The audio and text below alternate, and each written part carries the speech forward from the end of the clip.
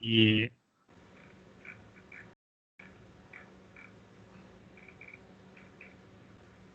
vale, esta cámara no sé lo que enfoca, ¿eh?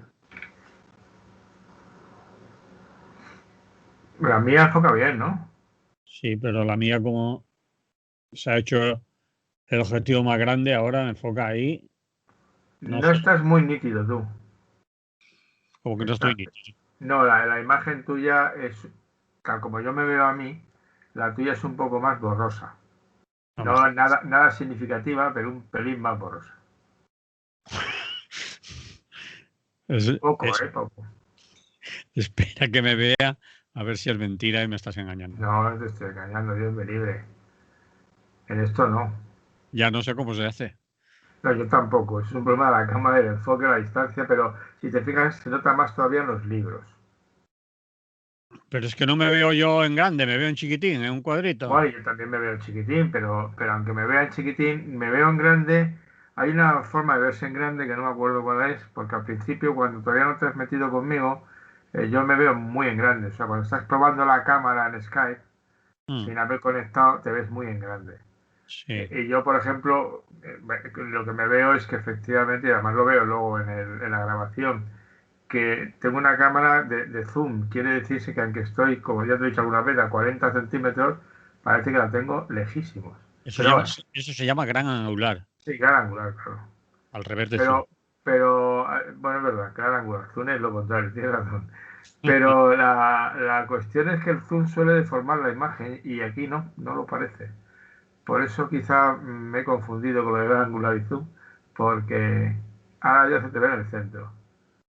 Bien, pero se te ve bien, ¿eh? Se te Bueno, ve bien. sí, vale. O sea, Pues dejemos este tema y vamos a ver de lo que hablamos. Organicémonos, porque cuando me lo has contado yo iba enfrascado en otras cosas. Lo bien. primero era del Alon Loe. Hombre, yo creo que yo que me conozco bien y algunas cosas que se discuten, yo creo que la gente no da la información correcta, porque ya han pasado muchos años y hay demasiados filtros ya metidos, con lo cual los orígenes se pierden, ¿verdad? Vale, Y bueno, pues es un tema importante. El de la ley de educación es importante. Pero vamos, tampoco hay que tirar cohetes por una cosa por la que voy a empezar además, si vale, hablamos de ello. Es decir, que lo que se ha vale. descubierto. Vale. Entonces, eso es un tema. Lo que dejamos aparcado, que puede quedar otra vez aparcado con la educación, el tema de la identidad, género y sexo, ¿no? En relación a dos o tres aspectos importantes, a la filosofía queer, como termine cuajando eso, lo que se escribe QEER, Sí, que es sí. un término inglés, que eran, la traducción más lógica al español eran los raritos, ¿eh? Que te acuerdas que era una manera de hablar de los homosexuales, mira, este es un rarito, ¿te acuerdas, no? En Sí. tiempos. Pues eso parece que era también en no sé qué parte de Estados Unidos le llamaban queer a esta gente.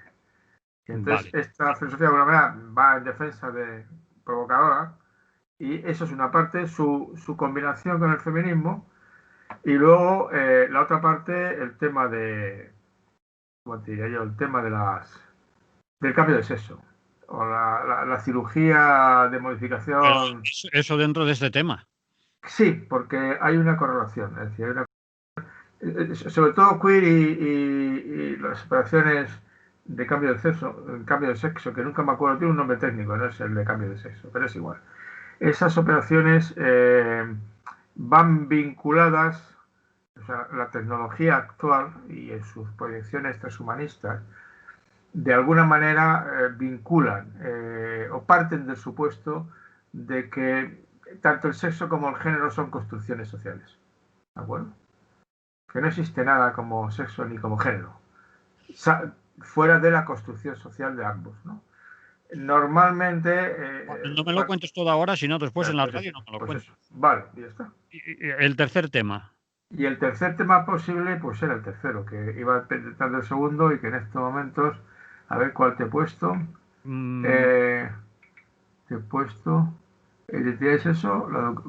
Ah, a mí sí me gustaría, y esto provocaría posiblemente a más de uno, toda no. la bronca con Bildu, ¿no?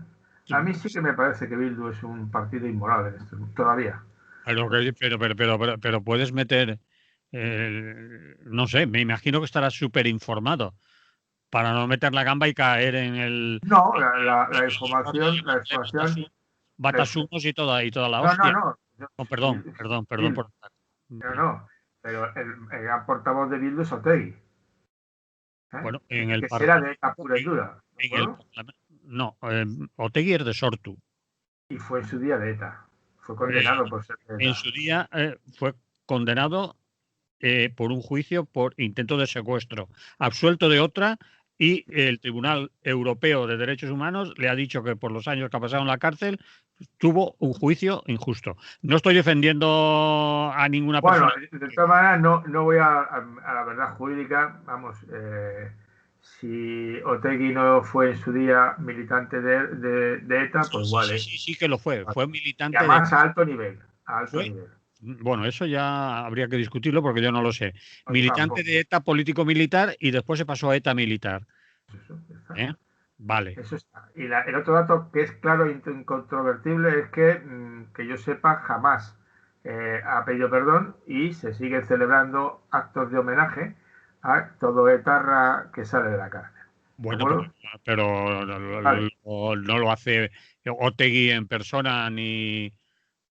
Bueno, Tú sí, sí. sabes que, por ejemplo, Matute condenó el terrorismo ya de ETA en el año 2004. Hay una grabación y un vídeo que circula por ahí. Claro, de ETA se fue saliendo gente discrepando y renegando de lo que habían hecho casi desde el principio. Es que, ETA es una acumulación de decisiones. es que Bildu es Aralar, Que ya es, lo sé, ya lo es, sé. es el partido de Carlos Garaycochea, Ahí evidentemente que evidente que todo eso lo sé. es Pero el alternativa. tema de fondo, el tema si quieres de fondo sería todo el tema de. Al final es el tema de la memoria histórica.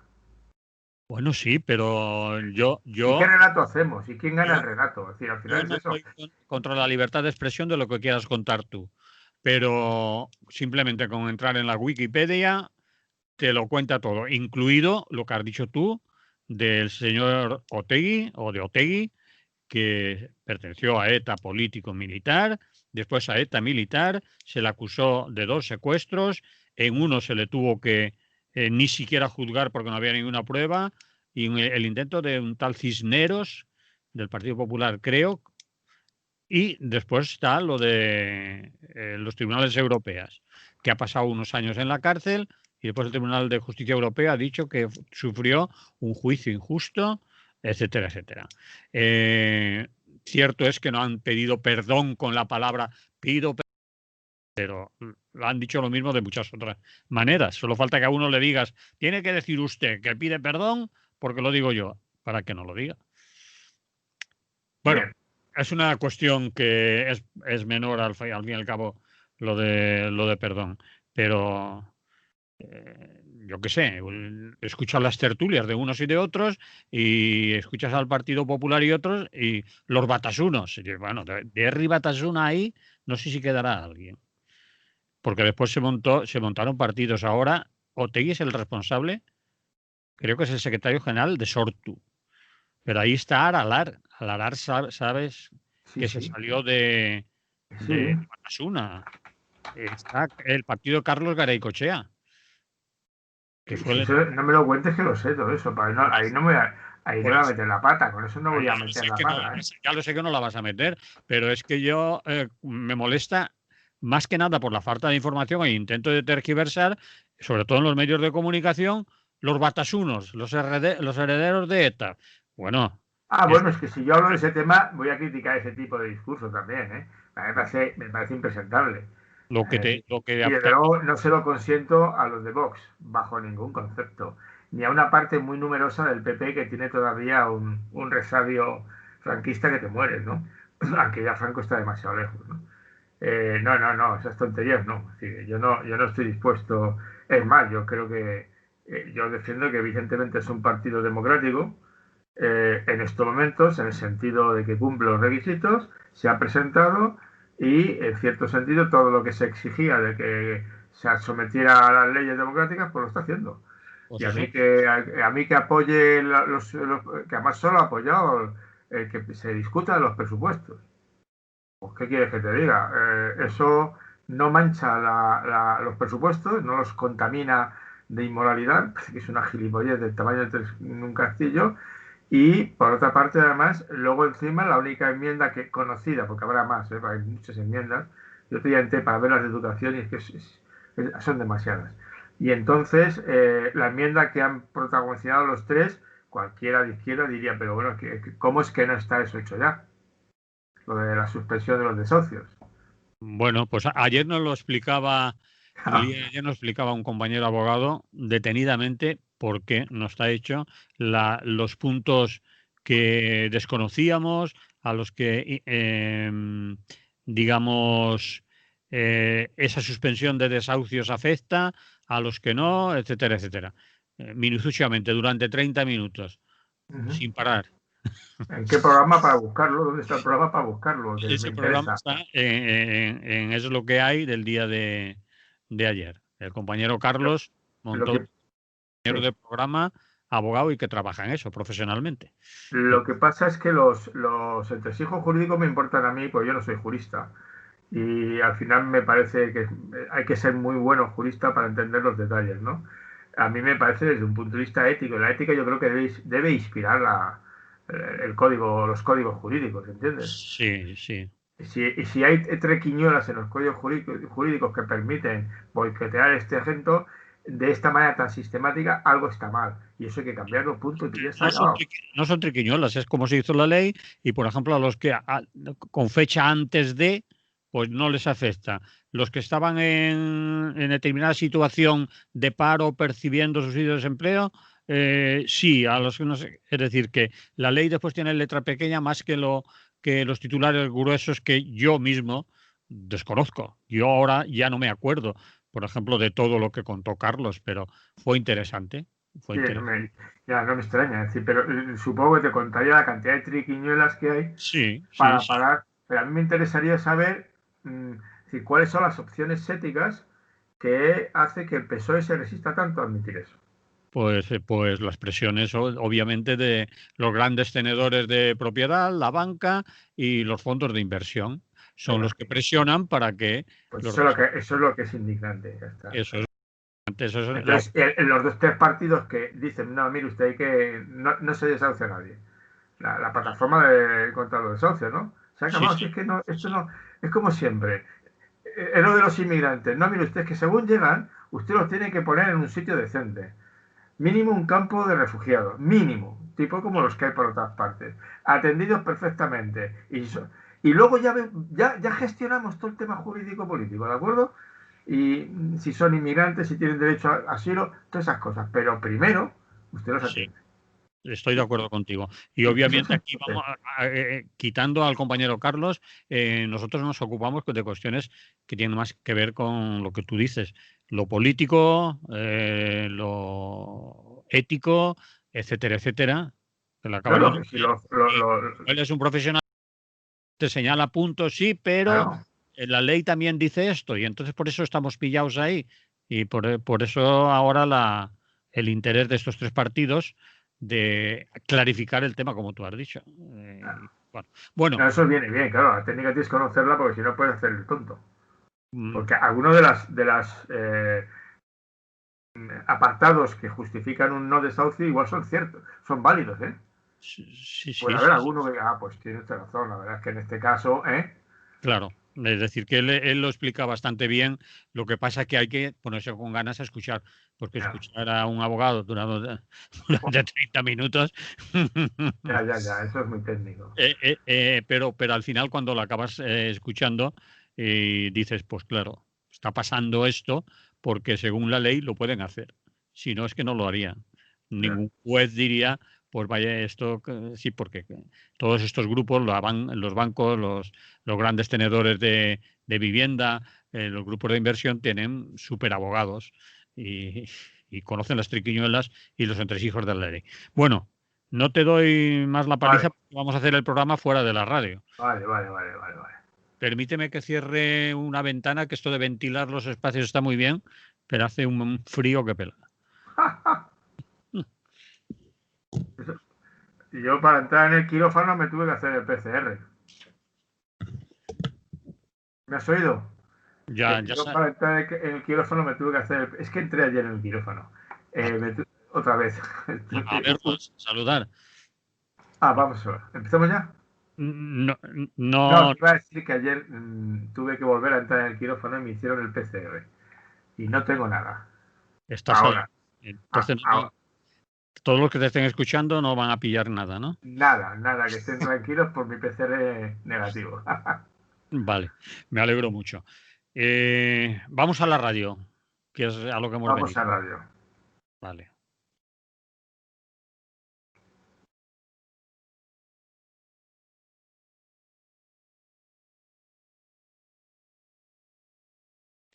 Félix García Morillón, buenos días. Buenos días, Manolo, ¿qué tal estás?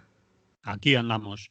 Vamos a hablar de todo lo que hemos estado hablando previamente, pero ahora ya para la gente que nos escucha a través de la radio, los que a veces entran en el vídeo, que se suele colocar días después en la página de Radio Clara, de Lliure Directe y también de Es lo que hay. Bueno, la de Es lo que hay no, porque no tiene página. Bueno, pues pueden ver lo que hemos estado discutiendo, que a veces resulta más interesante porque no tenemos las precauciones de que nos están escuchando y decimos cosas que después a lo mejor no decimos en el directo en la radio. Ya. Vamos a ello. Eh, Perteneces a un sindicato de enseñanza, concretamente de la CGT. Has sido profesor de filosofía durante muchos años. Eres doctor de filosofía y además sigues ligado al mundo de la enseñanza en la universidad y en otros lugares. Por lo tanto, preguntarte a ti sobre la nueva ley de educación, que creo que lleva el nombre de LONLOE, y para hacerlo más fácil, muchos le llaman la ley CELA, Sí. pues creo que es una buena manera de empezar hoy a hablar, pedirte tu opinión, lo que ves bien, lo que ves mal, lo que no te gusta, lo que quitarías, lo que pondrías, etcétera. Yo, si tengo dudas, te preguntaré y si hace falta incluso discuto contigo. Pues vamos. Bien, pues vamos allá. Yo lo primero que quiero dejar claro en estos momentos concretos, como marco de fondo de lo que vamos a poder hablar respecto a una ley de educación, que solamente se refiere a la educación formal obligatoria y posobligatoria, es decir, a la comprendida entre los realmente entre los 6 y los 18 años. 0, 3, 6, sabes tú que eso ya es casi universal y está regulada. Y 0,3 en España, como en todos los países de nuestro entorno, no se practica demasiado, salvo gente que lo necesita, ¿no? Porque trabajan y tienen que dejar a los niños. Bien, pues como marco de fondo yo quiero recordar una cosa que supongo que todas las personas que me escuchan, empezando por ti mismo, no sé si nos ha llamado la atención. La educación ha sido un servicio esencial en esta segunda etapa del confinamiento, pero en toda Europa, ¿eh? Sí. No se ha cerrado. Han contado historias de que si contagian menos, no contagian menos. Bueno, efectivamente en la práctica parece ser que los contagios en el ámbito escolar los ha habido, pero no han sido muy significativos. Incluso el número de aulas cerradas por motivos de confinamiento por la aparición de un caso, como sabes, yo no sé el dato exacto, pero estamos hablando de, igual en España, de 4 o 5 mil aulas, ¿no? Que eso debe ser, yo es que no soy capaz de calcular las aulas que hay en España, pero si hay 9 millones, 8 o 6, no cuántos, 5 millones o 6 millones de alumnos, divides a 30 por clase y te salen las aulas que hay, pero es igual. En cualquier caso, ¿por qué? ¿Por qué se ha mantenido abierta? En absoluto porque estuviera en cuestión la formación que los niños reciben en la escuela. No ha estado, no se ha declarado servicio esencial porque peligrara el proceso de maduración cognitiva, afectiva y social del alumnado. Es servicio esencial porque peligraba la capacidad del padre y la madre de ir a trabajar. Ah, Así de claro. lo sospechábamos muchos. Sí. Así de claro. Mm. Sí, eso no se ha dicho, ¿eh?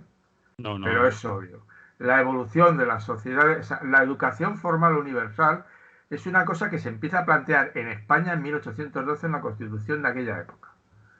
y que se va imponiendo poco a poco y en Europa a todos sitios. Las velocidades de implantación en unos países y en otros varían, ¿eh? Pero más o menos todos en el mismo momento. En el caso de España, que es el que más nos interesa, la educación, los intentos de hacerla realmente universal empiezan a manifestarse, fíjate tú, en la dictadura de Primo de Rivera, ¿eh? Sobre todo por la influencia de los regeneracionistas, ¿eh? Que era gente muy preocupada, Joaquín Costa, muy preocupada de la regeneración cultural, moral del país, ¿no? E insisten que la educación es importante. Y luego ya otros con la institución libre de enseñanza, la Segunda República también hizo un gran esfuerzo, y el franquismo pues pasó un poco, ¿verdad? Y solamente en la última etapa, después de cuando ya empieza el desarrollo en España, el desarrollo entendido estrictamente como incremento del Producto Interior Bruto, ¿de acuerdo? Para no liarnos, ¿eh? Pero efectivamente. Desarrollo económico. Claro, el desarrollo económico, que es una cosa que se mide muy bien y tiene muchas inconsecuencias, ¿no?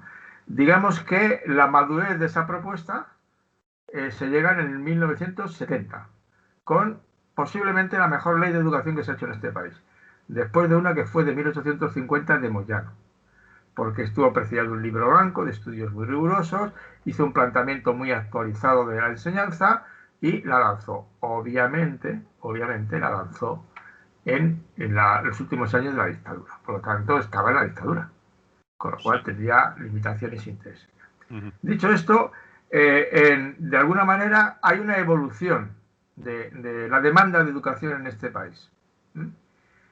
De alguna forma, en los años 20, cuando esa primera ola de vamos a escolarizarlos a todos, muchas familias se oponían, en aldeas, pueblos pequeños, porque sus hijos vivían de la agricultura. Y entonces asistían a la escuela, pues mira, tampoco era el asunto. Y si acaso que asistiera hasta los 6 7 años, porque a los 6 7 años tú sabes que muchos niños ya eran agrícolamente productivos. En pequeñas tareas, desde cuidar a las ovejas hasta lo que quisieras. Entonces hubo mucha resistencia, hubo mucha necesidad de forzar a las familias.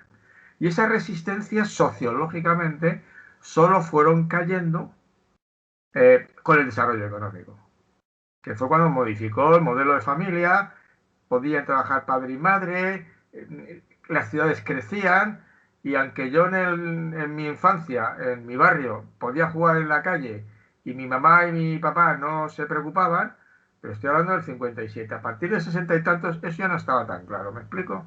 Sí. O sea, ya no era la calle, ya no era tan hóspita, era más bien inhóspita. Y entonces empieza la demanda. Primero, trabajan padre y madre, empieza a trabajar por igual la mujer y el hombre, no por igual del todo, pero empieza a crecer el empleo femenino. ¿Y qué haces con los hijos? Porque en aquella época se tenían 3 hijos, 2, 3, 4. Entonces ya empezó a bajar luego. Y entonces la educación se convierte no en una obligación, sino en un derecho. O sea, porque el planteamiento es educación obligatoria, todos los niños a clase, porque tienen que formarse. Y porque una sociedad avanzada, entre comillas, necesita gente que sepa leer, escribir, hacer cuentas y sepa los principios básicos de la moral católica en su momento, en los 612, o cívica en otros momentos, ¿de acuerdo? Esto ya me es igual. Napoleón hizo un catecismo republicano, por ejemplo, para las escuelas republicanas de Francia, ¿no? Entonces, es en 1970 cuando empieza. Y yo viví la etapa como director en Alcorcón, estos pueblos que crecimiento exponencial de barriada, ¿no? En todas partes lo he sabido, y en Valencia lo sabrá también. Sí. Y la batalla por la escolarización de los niños era brutal. Era tan brutal y tan difícil que fue cuando nació en Germen, en el mismo año 75 ya. Ya nació en Germen los acuerdos con la escuela privada para que escolarizara niños, mediante dotaciones económicas. Sí, eso lo inventa el franquismo, ¿eh? O sea, no lo inventa, no viene después. Y el que se opuso tajantemente fue Martínez Esteruelas, que era de los pocos ministros franquistas en esa época de formación falangista nazi, y que entonces quería que la escuela estuviera en manos del Estado. La educación de los niños. Nada de dejarlo en manos, y mucho menos de la Iglesia Católica. Porque la mayor parte de la educación la hacía la Iglesia Católica. Que más durante cierto tiempo tuvo casi el monopolio. y ciertos derechos y privilegios. Entonces, en ese momento es que se hace una gran ley que se renueva radicalmente con la ley del 92, pero sin cambiarla, se renueva para democratizarla, pero los principios educativos y la mentalidad es la misma que la del 70, en el 92 con el PSOE. ¿Qué ha ocurrido desde el 92 hasta aquí? Pues lo que la gente te dirá inmediatamente, oiga, que es la 7ª Ley General de Educación. La 7ª o la 8ª ya. Creo que es la 7ª. Pero es que, aunque fuera la 7ª, entiéndeme, del 92 al 2002, al 2020, estamos hablando de 18 años. Es que salimos a una ley casi cada 2 años y medio. Sí, estoy de acuerdo. Y esta tiene el detalle, perdón, termino con esto, tiene el detalle de que la ha redactado entera. Porque las 3 últimas, la primera de Zapatero es de nuevo cuño, no, perdona, la de Zapatero no, joder, la de Felipe González. Rajoy fue nueva, de nuevo cuño. Vale. La de Zapatero cambia cosas de la de Rajoy, entonces ya no es una ley entera, sino que cambiamos y mantenemos, ¿verdad? Un galimatías un poco el texto. Y la de Wert es más galimatías todavía. Estos ya han decidido hacer una ley completa, ¿de acuerdo? Entonces, ¿y por qué es esto? Bueno, porque es uno de los temas en los que la confrontación absolutamente irracional y bastarda y solo por motivos políticos impide un acuerdo. Gabilondo fue el único que estuvo a punto de lograrlo. Por fin un acuerdo, una ley que lo firmaran todos.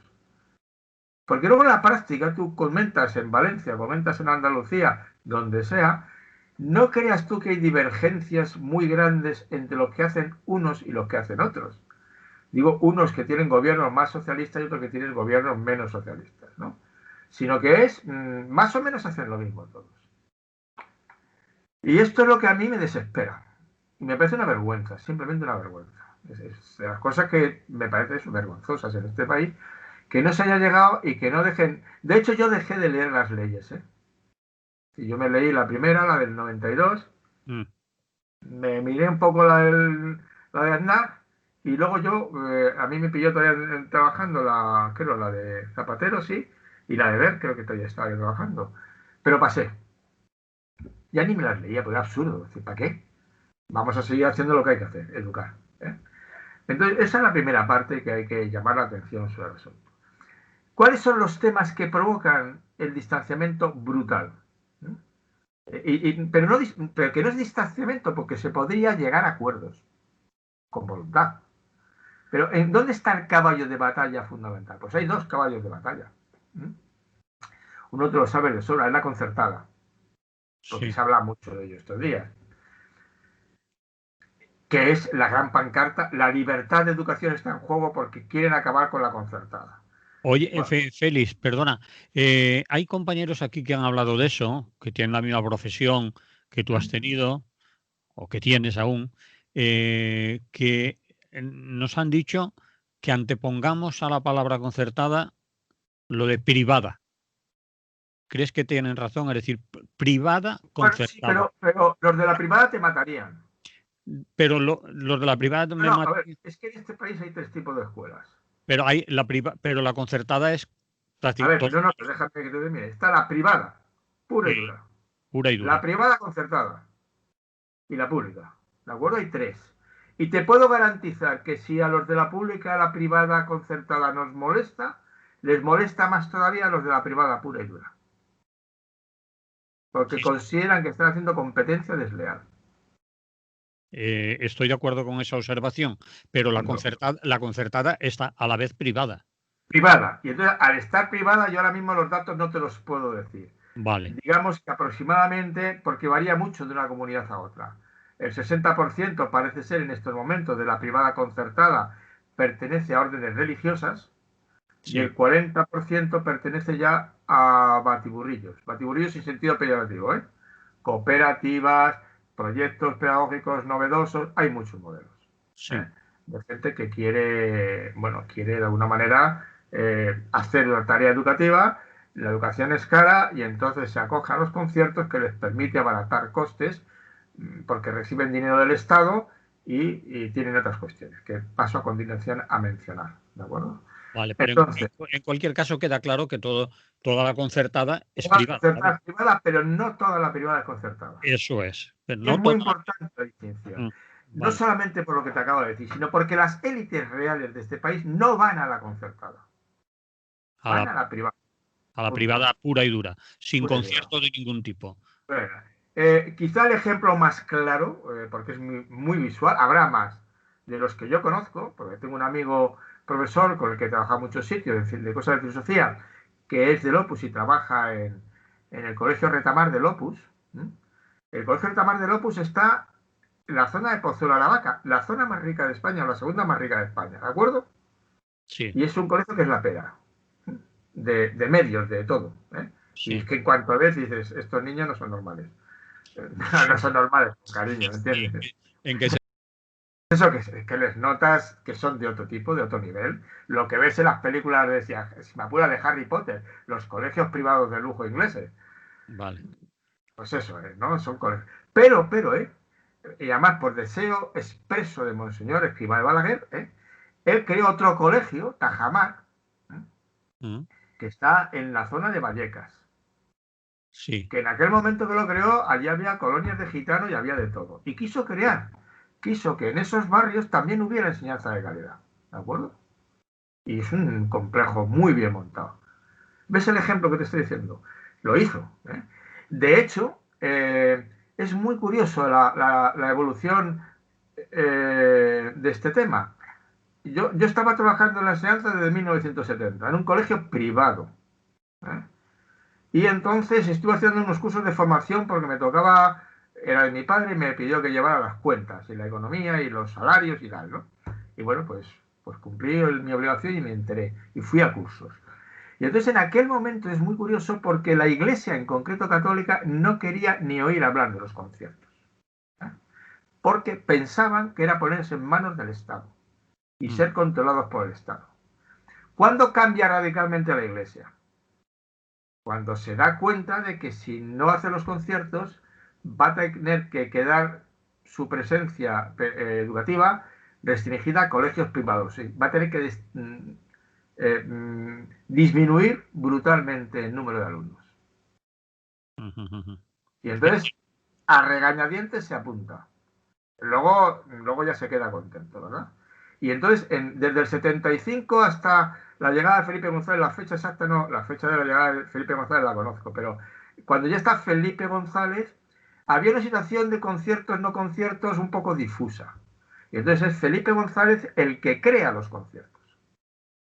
Es que conviene recordar cosas, porque si no nos liamos. sí, sí, sí, sí, esa Ese era el que crea los conciertos, sí. para poner orden. Y entonces, desde entonces, un sindicato como no con mi acuerdo absoluto, pues yo no estoy dogmáticamente en contra de los concertados. ¿eh? Personalmente no. Pero bueno, no voy a hablar de ello ahora, porque no me toca. En cualquier caso, siempre, y yo estoy en la plataforma para la escuela pública, siempre hemos considerado que una batalla fundamental era disminuir la presencia de los centros concertados. ¿Por qué? Porque creemos que la libertad realmente se garantiza con una enseñanza pública. Porque España es una anomalía en Europa. Solamente Bélgica se nos acerca y no sé si algún país más. Explica un En, poco más eso, explica un poco más. en toda Europa no existe prácticamente nada, bueno, de concertada. Creo que hay algo en Suecia, minoritario. En toda Europa, en toda la Unión Europea, vamos. La enseñanza es pública. Mm, A estos niveles que hemos hablado al principio, ¿no? sí. 6, 18. Es pública. O sea, no tienes que hablar. Un centro educativo, por descontar, es un centro público.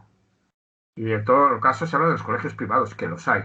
Como aquí, privados, puros, duros, para élites. O para quien sea, para gente que tiene un proyecto muy caprichoso y van unos cuantos. Privada es Paidella, la escuela Paidella de Extremadura. Es Sí, privada. O sea, sí. ¿eh? Esa es la situación. Entonces, bueno, esa es una batalla. ¿Y qué es lo que está pasando? Que el Partido Popular, con fuertes poderes al lado, insiste en mantener la privada concertada. ¿Quiénes juegan a favor de esta cuestión? Pues hay dos líneas que juegan a favor. Por descontado, la FERES, de la Federación Española de Centros de Enseñanza Religiosa, ¿eh? La Federación Española de Religiosos de la Enseñanza, porque son conscientes de que, por ejemplo, un colegio, por extremar el cuadro, un colegio como que el que tienen los salesianos en la barriada de los 3000 en Sevilla, tendrían que cerrarlo. Posiblemente los que tienen en el distrito de Salamanca, que tiene unos cuantos, que yo los conozco, claro, porque es mi distrito, eso no lo van a cerrar. Me explico, porque en el barrio de Salamanca hay mucho colegio privado concertado y muy poquito público. Pero eso es un bloque que lo defiende. Y luego el otro bloque que lo defiende a machamartillo son el sector neoliberal del PP. ¿Por qué el sector neoliberal? Primero, porque todo lo que pueda ser privatizado, privatízalo. Dogma de fe. El Estado no tiene que hacer cosas que se puede hacer, que lo puede hacer la enseñanza privada. Y segundo lugar, porque al Estado le sale mucho más barato un puesto docente en la privada concertada que un puesto docente en la pública. Pues yo he leído unas cifras de que lo que costaba un alumno en la pública y lo que costaba en la concertada. Cuesta más en la pública, ¿verdad? No. Sí, vamos a ver, cuesta más en la pública, depende, quiero decirte. Pero, ¿a qué te refieres? ¿Que costaba menos? Lo que acaba pagando el padre, claro. Lo que acababa Claro, pagando el padre. claro. Es que, ¿por qué la enseñanza privada, el Estado, hay datos que dicen que gasta el Estado en sus colegios públicos por alumno es superior a lo que gasta la escuela privada concertada por alumno en sus centros? ¿Y por qué es inferior? Porque hay dos fuentes de extracción de dinero en los colegios concertados que no la hay en los públicos. La primera, el profesorado, aunque ya ha mejorado sus condiciones, no trabaja igual, las mismas horas, ni con el mismo salario, ni con la misma ratio de alumnos, ¿de acuerdo? Entonces, claro, eso genera más dinero o abarata el coste, ¿de acuerdo?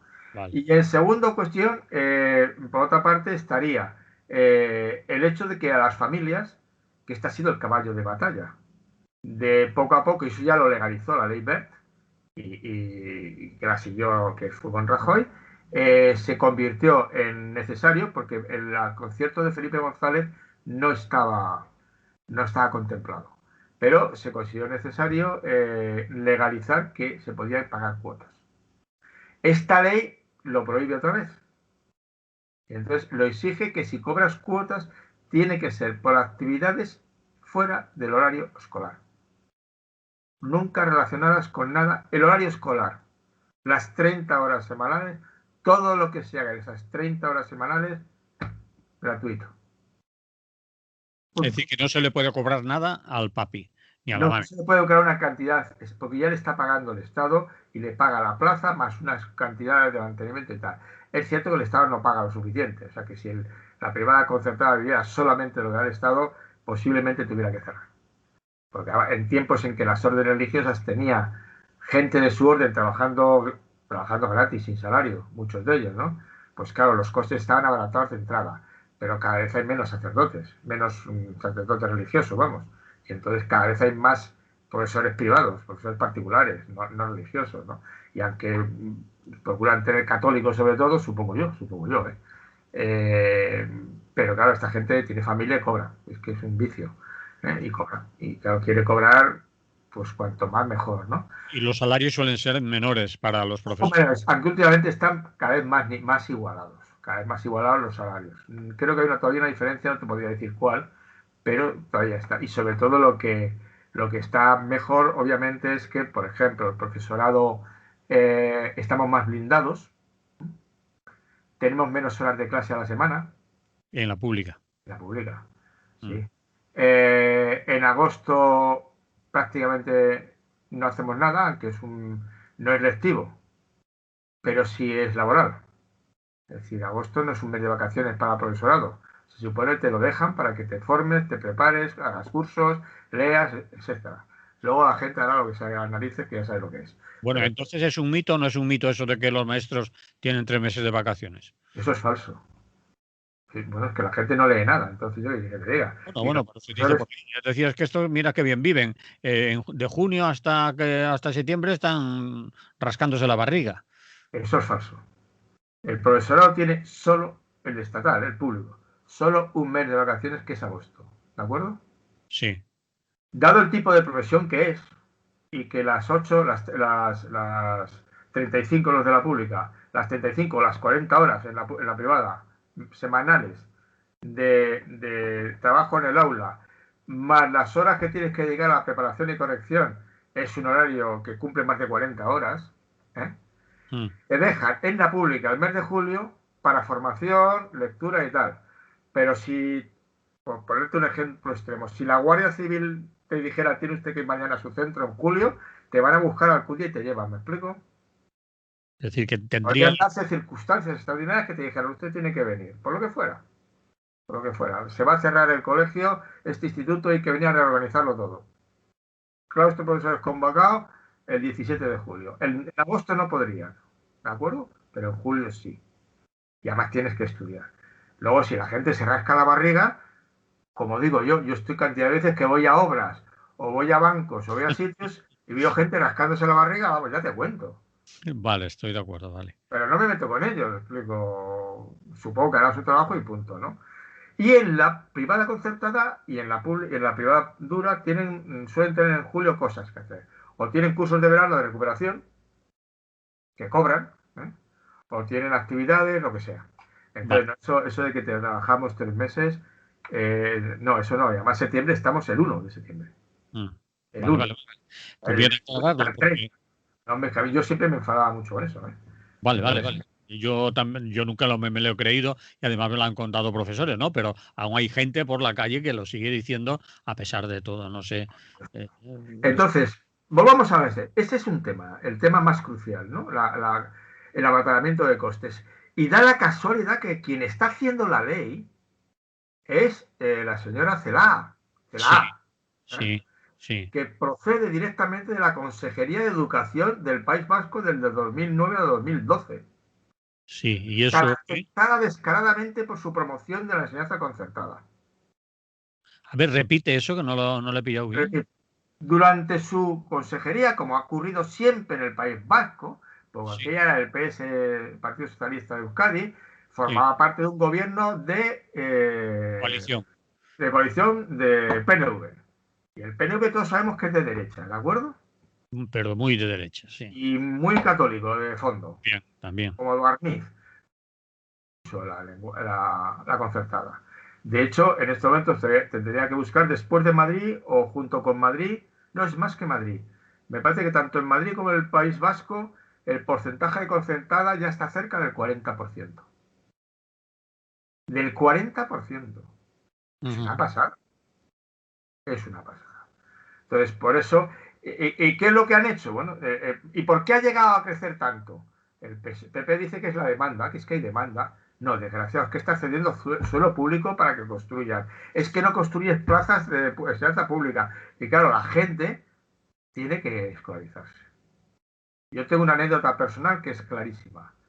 1982, director 83, uno de esos 2 años. Soy director de un instituto en Alcorcón, con problemas de escolarización de la de Dios. Pues no Mm, había plaza. Son mm. esas poblaciones de Madrid que tienen colegios en los límites, porque construyeron sin dejar espacio para colegio, ¿verdad? Es muy gracioso. Y entonces yo tenía manifestaciones de padres y asambleas que me pedían el instituto. Yo, claro, te lo dejaba. El secreto público estaba protestando por eso, pues tenían derecho. Y me fui a ver en julio al director provincial de educación, entonces del PSOE, ¿eh? Sí. Y le dije, mire, esto no hay derecho, no puede ser, es que tendrían ya que decidir cuántas plazas van a crear, que estamos en julio y llega septiembre. Y se les escapó en la conversación claramente, cuanto más tardemos en dar la respuesta, más gente se irá a la privada. Y tendremos que escolarizar a menos. ¿Te No das me, cuenta? no me fastidies. No, no, no, ni te fastidio ni te jodo. Así fue. Literal. Evidentemente, el Estado abarata, te he dicho, es una de las razones. Entonces, es una pelea tremenda. Y a mí me molesta el cinismo del PP de que está la libertad en juego. Eso me molesta, pero vamos, a niveles profundos. Pero vamos, la jeta de los otros, ¿eh? El PSOE en concreto en este caso, que realmente ha sido uno de los pilares de la enseñanza concertada, Sí. tú mismo, ¿qué quieres que te diga? Y, Vosotros mismos. ¿Y por eso no os ponéis de acuerdo?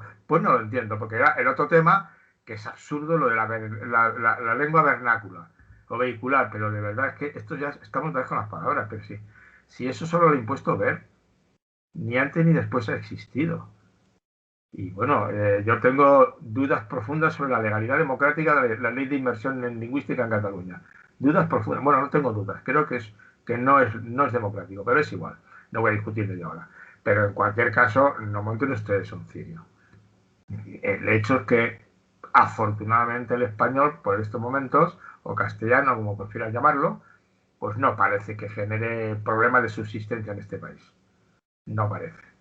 Es posible que en algunas zonas de Cataluña o en alguna zona muy reducida del país pues solo se hable en euskera, pero en cuanto te mueves por San Sebastián, te mueves por Bilbao y por Barcelona, sobre todo por Barcelona, hay zonas en que se habla mucho catalán, pero otras no escuchas apenas catalán. Y en otras, aunque hablen en catalán, te puede hablar en catalán despacito, tú hablas en castellano despacito, y aquí paz y después gloria, ¿no? O sea, que no es un problema real. Ya te digo, yo puedo estar en contra de la ley de la inmersión, pero no me parece un problema serio. Y queda el tercer problema de fondo, pero es que este es el que se podía solventar en dos patadas, que es el problema de la enseñanza religiosa. Y la enseñanza moral. ¿Y ahí qué? Pues ahí el problema es un problema en toda Europa. Entonces, en toda Europa hay soluciones diferentes. Alemania tiene un modelo como el nuestro. Ética y religión alternativas, ¿de acuerdo? Creo recordar que es así. Hay tres modelos básicos en Europa.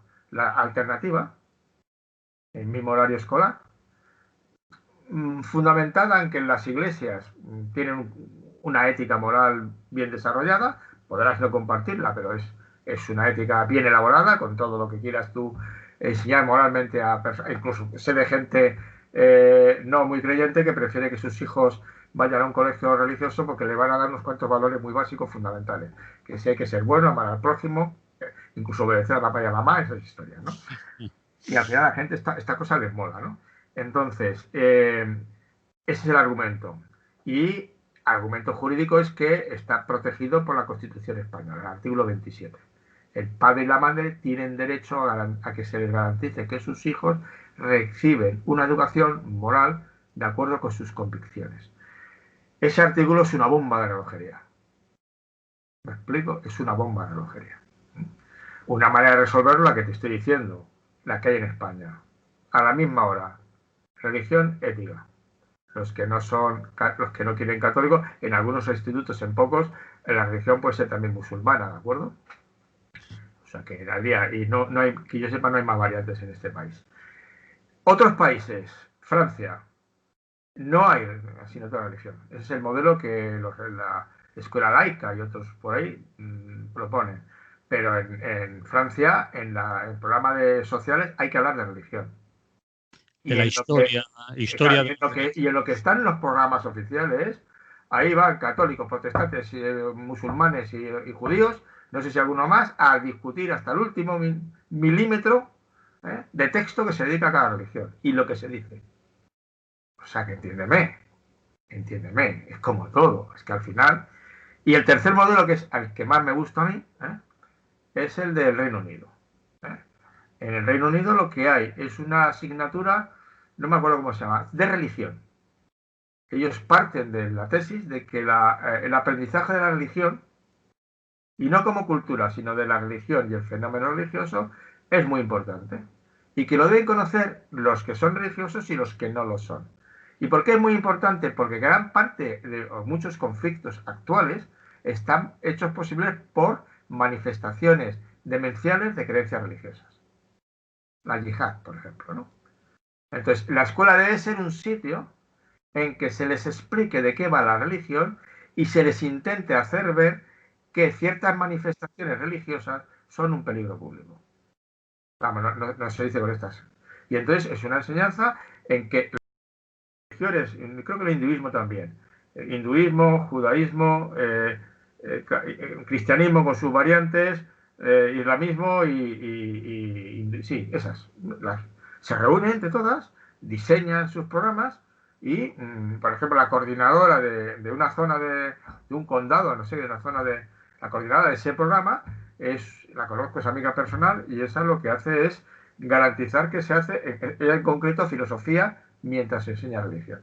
Se les enseña a los muchachos y a las muchachas a aproximarse a la religión con una actitud tolerante, comprensiva, pero también crítica y de fundamentación. ¿Me explico? A mí ¿en algún sitio de ateísmo?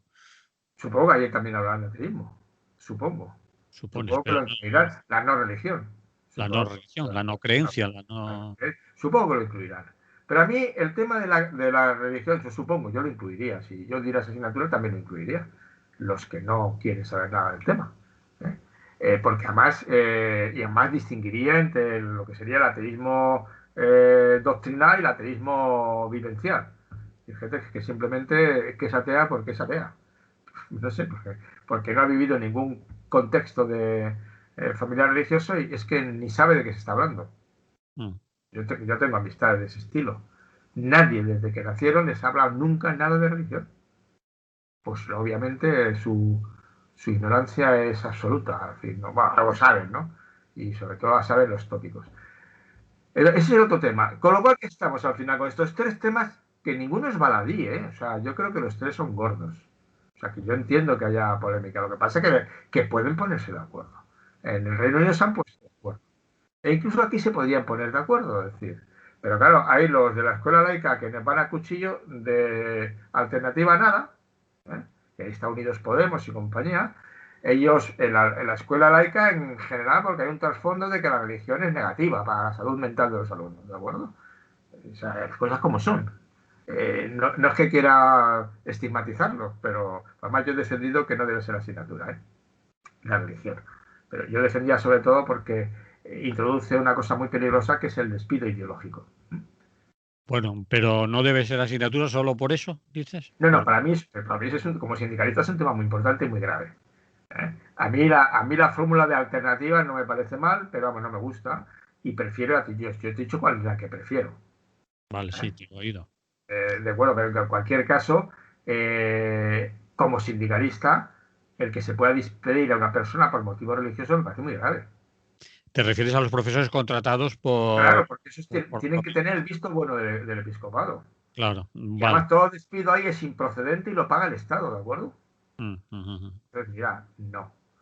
Eso no me parece. Y la alternativa de que el que quiera aproximarse al fenómeno religioso, a una religión en concreto, no lo puede hacer fuera de horario escolar, acudiendo eso lo hará. a la parroquia, las parroquias, eso lo hacen por las parroquias en catequesis, preparación para la comunión, la confirmación, lo hacen.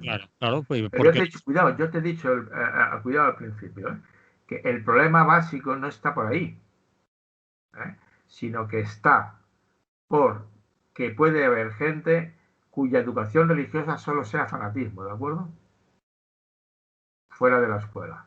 La escuela permite, modelo del Reino Unido, permite una aproximación al problema religioso que le lleve a distinguir entre manifestaciones religiosas más o menos discutibles y manifestaciones religiosas muy, muy negativas a día de hoy.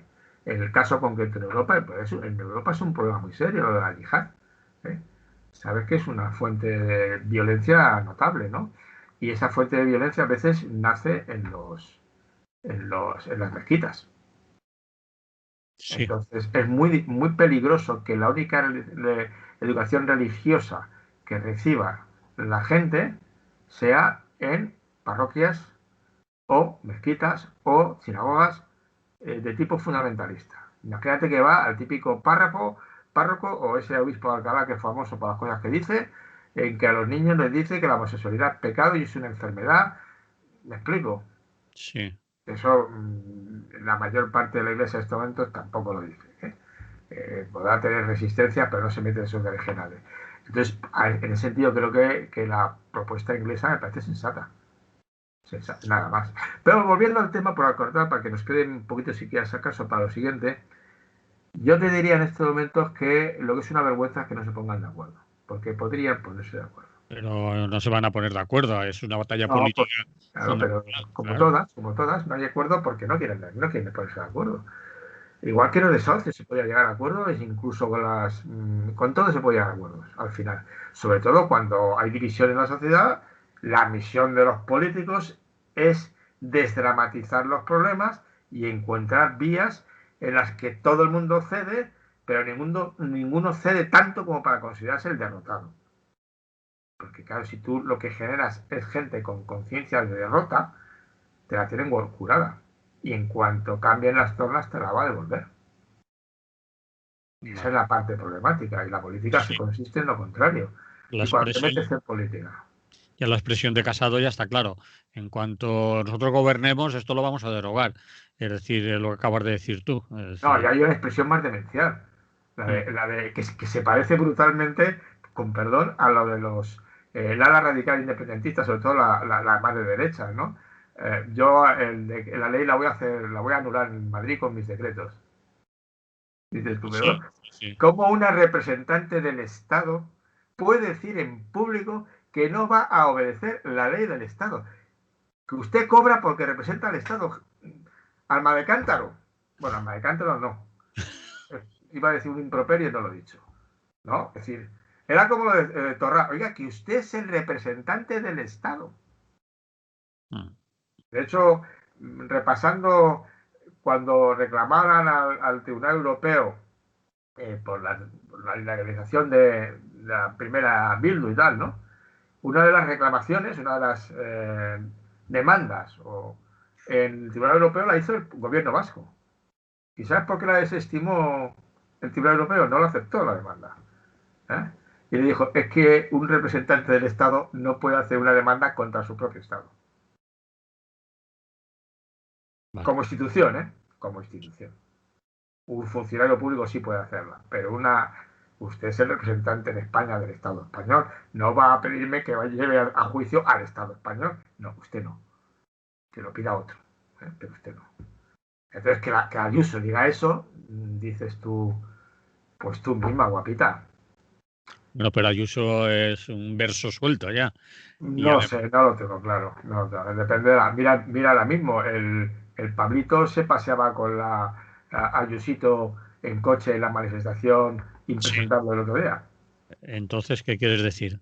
Pues Que que es, el PP yo no, el PP depende, el PP ha tenido el PP es un partido plural internamente, como el PSOE, y tiene un alma reaccionaria de bigotes y neoliberal que te mueres. ¿Eh? Entonces, si depende de la correlación de fuerzas quién esté en cada momento. Entonces, si predomina el alma no neoliberal, pues entonces lo que pasa es que el único PSOE en el poder que conocemos es neoliberal. ¿De acuerdo? Porque Aznar era puro. Rajoy siguió las normas de la casa. Y después, bueno, ahora no gobiernan, claro. Y les ha amenazado Pablo Iglesias que si siguen siendo neoliberales no van a gobernar en su vida. Bueno, no, ya no lo sé, pero es igual, ¿no? Entonces depende de quién hables, ¿no? Pero, y esto, tío, si quieres, es el campo de batalla más impresentable y más triste, ¿no? Es decir, porque otras cosas yo entiendo que no se pongan de acuerdo, pero en la bueno, educación que además, la verdad que no, es que me indigna, me bueno. indigna. Nos van quedando muy pocos minutos, Sí, Eli. unos 10 como mucho. Pues como mucho, como tú has dicho, como mucho. Sí. ¿Qué prefieres, el segundo o el tercero? Porque para los dos no te va a dar tiempo. No, fuera el segundo. El segundo era la identidad de género y sexo y el fenómeno queer y todo eso. Bien, es otro tema interesante, pero interesante para plantear las dudas y a lo mejor tú me preguntas también, ¿no? Porque en este momento yo creo que estamos en una situación compleja en lo que se refiere a la identidad, ¿eh? A muchas identidades. ¿Eh? Tú sabes que hay toda la reflexión sobre las políticas de identidad, ¿no? Mm, Frente a las tradicionales políticas de clase, izquierdas, derechas, ¿no? Ahora son políticas identitarias y están muchas identidades, ¿no? Nacionales, étnicas, raciales y de sexo, de género. Entonces, es un tema concreto. Hasta ahora el feminismo tradicional, digamos tradicional, el que surge prácticamente al mismo tiempo de la Revolución Francesa, ¿verdad? y tiene un renacimiento potente a principios del siglo XIX con las sufragistas y vuelve a renacer con mucha fuerza en los años 60, va teniendo oleadas, ¿no? Y va realizando conquistas poco a poco. Poco a poco, ¿eh? En Suecia, en Suiza votan las mujeres en todos los cantones desde 1970 y algo, me parece. Antes no. O sea, pero aquí ya no eran identitarias, era el derecho contra la discriminación de la mujer en el puesto de trabajo, en las votaciones, en el poder, eran muy claras, era más bien de clase económica, la brecha salarial y tal, ¿no? Cambia la cuestión cuando en los años 60 salta con fuerza la vindicación de los homosexuales en contra de las discriminaciones que padecen. El famoso Día de Orgullo Gay, sabes que se celebra a partir de una manifestación, de una caza de homosexuales muy violenta en Nueva York, ¿no? Y se conmemora casi como el 1 de mayo, es la muerte de muchísimas trabajadoras en una textil, ¿no? Pues entonces empieza una nueva reclamación de discriminación, pero que ahora toca en estos momentos a la identidad. Es decir, ¿qué es ser hombre o mujer en el mundo? Cuando es un hecho que hay un porcentaje de la población, difícil de cuantificar, 6, 7, 10%, me es igual, es poco, pero es un porcentaje, que no se siente heterosexual, sino que se siente homosexual. Bueno, pues tienes toda la batalla para su reconocimiento y su no discriminación. Desde los años 60, que es cuando se plantea con más fuerza esa específica, podríamos decir que han avanzado muchísimo hasta recientemente. El primer gobierno del mundo que admite el matrimonio entre homosexuales, con resistencias importantes por parte de la sociedad, y una parte, algunos admitían como mucho que fueran parejas de hecho, pero no matrimonio, ¿verdad? Sí. Es con... Sí. Y después de él han ido muchos. Yo creo que ahora ya está generalizado. Creo que fue el primero o el segundo, el de Zapatero. Yo creo que el primero. Bueno, es igual, pero vamos, que fue... Daría igual. A partir de ahí, como tú dices... Entonces, de ahí sí. ¿Qué es lo que ocurre? Aparte de que a mí me interesa más por filosofía, pero también desde otros aspectos, ¿no? Que de pronto surge el Día del Orgullo Gay, se transforma en Día de la LGTBI. No, empieza por LGB. Bueno, ¿cómo empieza? Poco a poco se Claro. ha añadido... Primero es gay. Y luego se suman las lesbianas. En el desfile de Madrid, los primeros, que eran una exuberancia, como carnavales de Río, era espectacular verlo simplemente visualmente, ¿no? El primero, sobre todo, homosexuales masculinos. Sí. O sea, y luego se suman las lesbianas y los bisexuales, que esos casi entran, pero como esos ya son más poquitos, entran. Pero a continuación aparece la T, que son los transexuales. Sí. Transexuales. O sea, aquella gente que tiene un sexo que no se corresponde, un sexo, unos organismos sexuales, que no se corresponde con su cerebro, de alguna manera. Y ya plantean un tema y entonces exigen su reconocimiento. También, pero eso ya, vamos, sigue siendo poco, pero en cualquier caso es un colectivo que exige, aquí estoy yo. Y no quiero que me llamen bicho raro. Quiero que no tenga problemas, ¿no? Estamos en esta situación cuando aparece la que es ya la cuestión importante, la queer. La ideología queer que la difunde Judith Butler, que es una filósofa buena y potente, con un libro en el que viene a decir que que no es el género no es solo el género, una construcción social. También el sexo es una construcción social. El sexo no es algo biológico, no es algo natural, es también social. Algunos, entre los que me incluyo, dicen, ¿cómo dices? ¿De qué estás hablando? O sea, el dimorfismo sexual... Bueno, no voy a entrar a la discusión. El dimorfismo sexual es evidente. Y las hormonas y muchas cosas. No entrar en la cuestión, porque no vas a entrar en la cuestión. No, digo, ya está. A lo mejor es básico para entender lo que...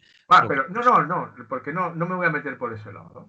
Vale, pero entonces, lo que pasa es que ese queer lo que consigue es que se cambie lo de transexual por transgénero. Porque ellas consideran que un transexual que exige como derecho cambiarse de sexo está pervirtiendo el problema de fondo, que es que el sexo también es una construcción sexual. Y por lo tanto hay que llamarlo transgénero, no transexo. Y es lo que se llama ahora en general, más corrientemente. Creo que es lo que has dicho tú en un momento al principio, transgénero, ¿no? No estoy seguro, es igual. No lo sé. ¿Qué ocurre en estos momentos? Bueno, que ocurre en estos momentos de alguna manera que eso además coincide con el Me Too. ¿Y qué pasa con el Me Too? Bueno, el Me Too es un movimiento importante que pone el dedo en la llaga en una cuestión muy importante de la discriminación de la mujer y sobre todo de la dominación de las mujeres. Y en ese momento concreto adquiere una fuerza de que absorbe quizá toda la lucha feminista, que es las cuestiones de brecha salarial, igualdad en el trabajo, distribución de las tareas domésticas, posiciones de poder, y entonces adquiere una visualización muy potente lo de la violencia de género. Y lo llaman la más violencia de género, no es de sexo. ¿No? Y además aparece una modificación tecnológica importante, y es que en estos momentos cada vez es más sencillo, bueno, sencillo no es en ningún caso, realmente que elijas el sexo. Con lo cual, la tecnología viene en auxilio de quienes dicen que el sexo es una invención, es social, es cultural. De tal manera, bueno, ya a estas alturas ya quizá no pudiera, pero en un momento determinado, con 20, 25 años, dijera, por favor, quiero que me operen. Quiero ser chica. Quiero ser chica.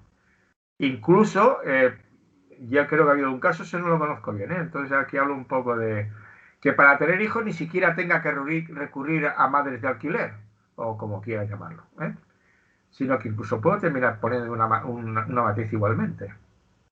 Yo eso no lo he oído nunca, ¿eh? Se está hablando de ello. Yo Madre no mía, digo, no, la tecnología quirúrgica avanza, que es una barbaridad. Pero poner una matriz no solo es poner una matriz como si fuera un chisme, requiere... Son chorros de hormonas, son chorros de muchas cosas. Madre mía.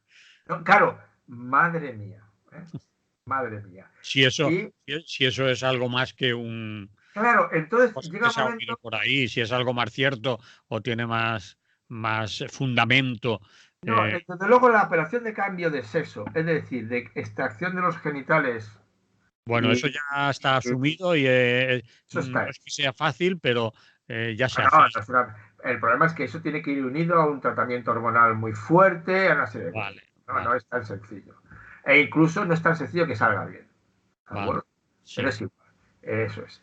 En cualquier caso, ¿por qué esto de pronto descoloca un poco la cuestión? ¿No? Porque, y ahí ya te lo dejo porque ahí son preguntas. Yo se lo estaba preguntando a una compañera porque tengo que pagar un número y he hecho una presentación global del tema de género e identidad y tal, pero necesito que me hablen más algunas feministas, no más feministas que yo, que tampoco estoy para eso, pero que al ser mujeres tienen una percepción de la situación que a veces a mí me falta, y sobre todo tiene una bibliografía que yo no he manejado. Yo he leído bastante del tema, pero no soy un experto. Y entonces, ¿qué es lo que está pasando? Que en estos momentos, por lo que me cuenta esta, en lo que escuchaba en Libre Pensamiento y en alguna reunión, esa deslizamiento o esa traslación a lo transgénero, no a lo transexual, y a el movimiento queer, en que dice que también el sexo es una construcción social, debilita la lucha realmente radical y transformadora del feminismo, que quiere cambiar la sociedad y no quiere cambiar el sexo de las personas. ¿De acuerdo? Y convierte en una lucha más bien muy receptiva por parte del liberalismo más radical, más ultraliberal, en que yo puedo hacer conmigo lo que me dé la gana. Mi cuerpo es mío y lo puedo. Acuérdate cuando uno quiso registrar su cuerpo en el registro de la propiedad, ¿no? Y le dijeron pues que no iba a ser posible, ¿no? Y si yo quiero ser, yo ponía en broma la escena de la película de Brian, y si yo quiero ser mujer. Es muy buena, además, querida. Es buenísima, toda larga, porque luego habla del partido de unificación de Judea y dice, ¿cómo de estos? Nosotros somos del Partido de la Unificación de Judea. Sí, sí, esa escena es muy buena. Una escena buenísima. Y, Fíjate, del año 70, ¿eh? Y es de hace muchos años, ¿eh? Sí, del año 70. Pero es que esto se veía venir, ¿de acuerdo? O sea, que se Sí. veía venir que había una derivación hacia otras cuestiones. Que Mm. todo lo que tiene de lucha contra la discriminación me parece excelente. O sea, a un homosexual no hay por qué machacarlo ni nada, nada en absoluto. ¿eh? La famosa película con Antonio Banderas, ¿no? La de Filadelfia, que Sí. también de los años 80, ¿no? Es una película muy bonita. Me han echado por ser homosexual. Y eso sí ha existido. Eso yo creo que ya no existe. O casi no existe. ¿eh? Entonces, es una lucha que es digna y que se debe mantener al margen de lo que opine de la homosexualidad. Tú tienes que mantenerla, no puedes condenarlo. El problema ahora es, yo pregunto, porque a mí sí me gustaría que la gente lo reflexione, porque yo sé, me consta, que hay división dentro del movimiento feminista en este momento si las queer hay que echarlas de una vez o no. Y si las queer están siendo nocivas o no. Y si se están despistando, ya se despistaron, pero claro, el tema de la violencia de género es muy importante, porque al final hay muertas. Mm. Pero, bueno, y las muertas, en concreto en España, estadísticamente hablando y comparativamente hablando, no son tantas, pero las del maltrato debe ser la vera. Por eso las cifras son más confusas.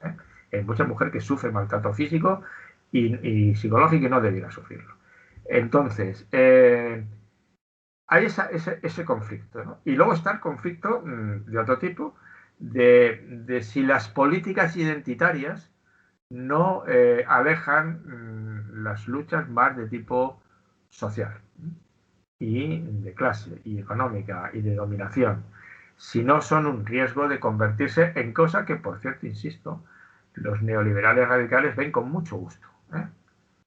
El que coincidan conmigo no me preocupa, sabes que nunca me ha preocupado que uno de derechas coincida conmigo en algo, pues tendrán derecho de pensar bien en alguna cosa, digo yo, cuando coinciden conmigo piensan bien y cuando no, no, ¿verdad?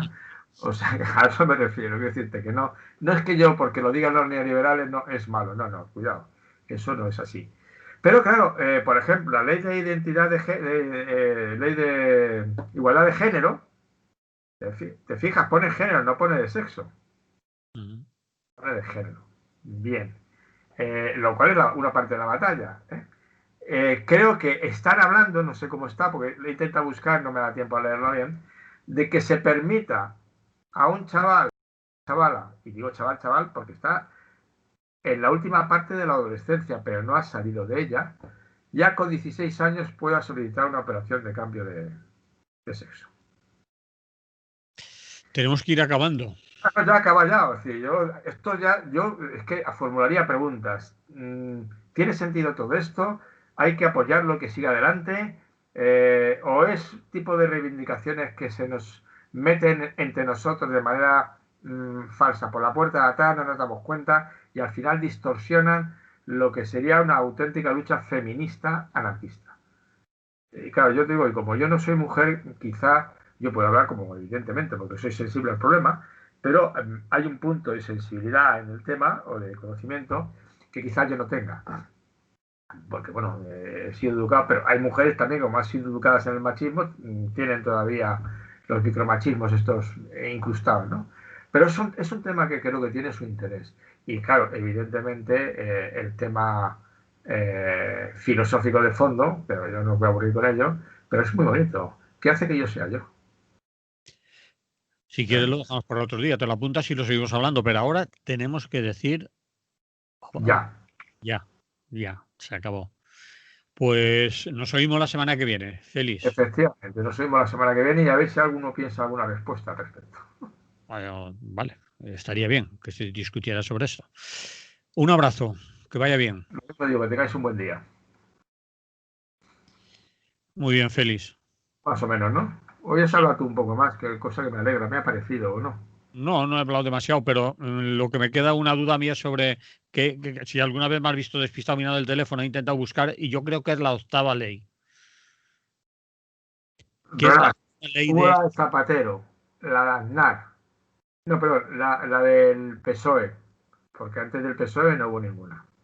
Mm, Hubo leyes parciales. La del PSOE fue general.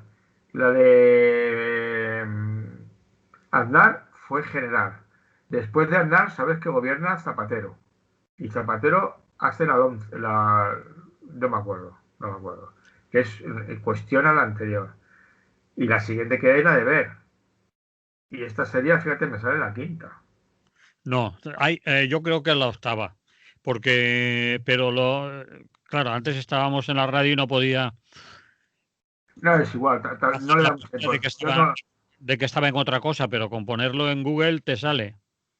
Sí, yo no le da tampoco, creo que eso es irrelevante, porque en cualquier caso Sí, ya si sí, sí. fueran cuatro, Estoy de acuerdo contigo que es irrelevante, pero la gente ya sabes que dice, uy, este no se sabe ni el número de. Claro, eh, tenemos las cosquillas en las cosas menos interesantes, es decir, menos fundamentales del tema. Es decir, uy, lo que ha dicho, yo lo voy a poner aquí. estoy buscando en Wikipedia. La ley, pero si lo preguntas directamente te lo dice. Ah, sí, es verdad. Eso dice mi mujer. Es que la que te dice que se Es lo que tienes que pregunta. hacer la pregunta directa. ¿Dónde puedo comprar unos? Y cada vez es más cierto, ¿eh? Es una de las cosas que... eh, a ver. ¿Qué número? Joder, es que ya estamos Ley así. orgánica del 80. La ley de reforma, no. La del derecho a educación, que es la DODE, que es del 85. Pero es que esa no es de educación, es el derecho a la educación. La LOCSE, no. Pero la primera ley orgánica de la ordenación general del sistema educativo es la del 90. Habrá gente que estará diciendo, estos tíos. 90 y otras, porque las anteriores son parciales. Y eso sí lo he dicho yo, ¿eh? Que había habido algunas parciales previas. La del Estatuto de Centros y la del Derecho a Educación, para adecuar algunas cosas a la democracia. Pero leyes realmente está en la quinta, ¿eh? Tío, No, no, Félix. leyes orgánicas de ordenación general del sistema educativo, esta es la quinta. Diga lo que diga, es que lo estoy viendo ahora aquí, porque es en Wikipedia. Wikipedia sigo pensando que para este tipo de cosas es fiable. No, tú no sé si la tienes como fuente de información fiable, yo Sí, sí. la tengo como fuente de información fiable, sí. Para estas cosas. Sí, O pero ya, si quieres profundizar un poco, debes ir a otros sitios. pues Eso sí. Es la quinta, es la quinta. Puedes, un momento. no, Si consideras, cuidado, las dos que te he dicho, ley orgánica por la que se regula el Estatuto de Centros Escolares y la ley orgánica reguladora del derecho a educación, ya sería la octava. por Es eso. la octava ley orgánica, pero la quinta ley general. Vale. Pues entonces lo dejamos para que tenga razón quien quiera. No, yo no, pero yo te he dicho que me da igual, que porque en cualquier caso me parece impresentable que cada gobierno Sí, eso es lo fundamental. prácticamente haga una Eso es lo ley. fundamental. Pero también precisar, bueno, Sí, yo sí. había oído que era la octava, si se meten todas las que ha habido, sean orgánicas Con o no. leyes orgánicas es la octava. Vale. Sería la octava. Pero como leyes generales de educación, de hecho, ¿ves? El franquismo hace su primera ley educativa, y es fuerte, ¿eh? En 1970. Porque previamente había hecho de la enseñanza media, luego de la educación primaria, la primera que cambió fue la enseñanza media, y la universitaria, y la última la primaria. Fíjate tú, ¿a quién pensaba educar el franquismo, verdad? Mm. A los niños ya de la clase media y alta. Entonces, esas son del franquismo. El franquismo hace la primera en el 70 y estoy viendo en el...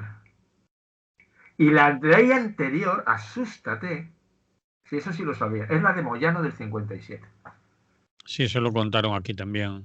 Es Yo. la primera ley que duró, pues duró entonces más de 100 años. ¿Eh? Pues eso indica que fue una buena ley, porque permitió que se hicieran muchas cosas O, en 100 o años. o que les importaba un bledo las leyes Bueno, de. es que al final mi tesis es que, no lo he dicho, no se me ha ocurrido en ese momento, pero es un poco lo que se llama lampedusianismo, que todo Eso, cambie para que nada cambie. Porque cambiar es que algo Lampedusa. para que todo siga igual, sí. Y además, para que los dos, que es lo que he dicho, sí lo he dicho en algún momento, oigas que al final los dos hacen lo mismo, ¿eh? Los dos hacen conciertos, los dos ayudan a la concertada, los dos. Y cuidado, y tanto en las leyes de educación del PSOE como en las del PP, los primeros párrafos de justificación e introducción de la ley es: tenemos que formar personas críticas, solidarias, que cumplan los derechos humanos, que tengan pensamiento propio. Es lo que te dice la del PP también, ¿eh? Palabras huecas, ¿no? Sí, señor. Palabras huecas. Eso no sé, ninguno se quita el placer de decirlo. Y luego, claro, sí que meten, cada uno mete, las píldoras que meten van en la línea de lo que te he dicho. ¿Qué pasa con la concertada y qué pasa con la religión? Porque claro, el otro tema de lo de repetir curso no han insistido mucho porque les ha saltado el 100% de los expertos en educación, empezando por PISA, diciendo que España es el país de Europa en el que más repetición de curso hay, anómalamente, y que está demostrado hasta la saciedad que la repetición de curso no sirve para nada. Es que está demostrado, es que nadie lo duda. Menos el PP y muchas familias que les encanta esto de que sus hijos repitan curso. Hasta que un día se les ocurra que el profesor que suspenda a muchos alumnos repita curso sin cobrar. Estaría bien. Sí, pues si le suspende muchos alumnos es por algo. Claro, digo, esto hubiera sido bueno, no le pagamos. Y como a un médico: bueno, usted en el quirófano se ha muerto el 80% de los pacientes, lo siento mucho, pero mañana no opera, ¿eh? Bueno, pues nada. Feliz. Hemos terminado. Podemos. Sí, señor. Nos oímos la semana que viene. Vale. Un día muy agitado ha llevado un servidor. ¿Tú? ¿Qué Sí. te ha pasado? No me ha pasado nada, pero como sabes he ido apuradísimo de tiempos. Ya. Y... Yo no, fíjate, yo no. Hoy he tenido un día tranquilo. O sea, a las 9:30 he salido del hospital y ya no tenía nada que hacer. Vamos, tenía que hacer mis cosas. Y además, como he sido eximido de tareas penosas físicamente. Qué suerte. Te han hecho un certificado, porque si no en tu casa te van a hacer trabajar No, igual. mi mujer me ha dicho que de ninguna manera se me ocurra. Trabajar.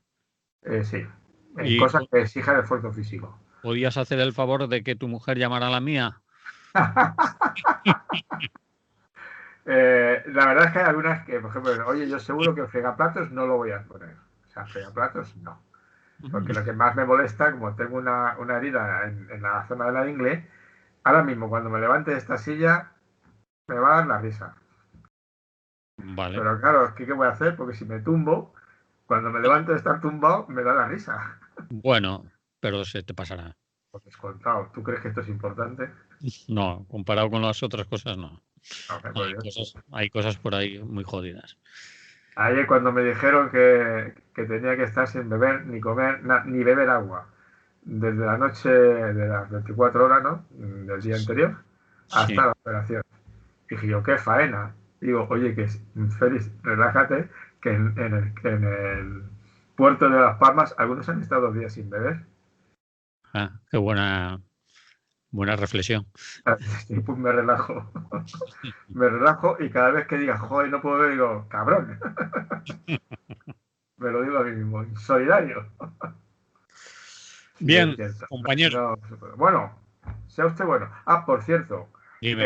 te pregunto técnicamente. Al final no voy a publicar en Libre Pensamiento el artículo que te comenté el otro día. Vale, si quieres, La razón es que si termino quieres explicando. que no se debe grabar, no. Pues bueno, no lo grabes porque se lo voy a decir primero a ellos. Pues primero paro la grabación.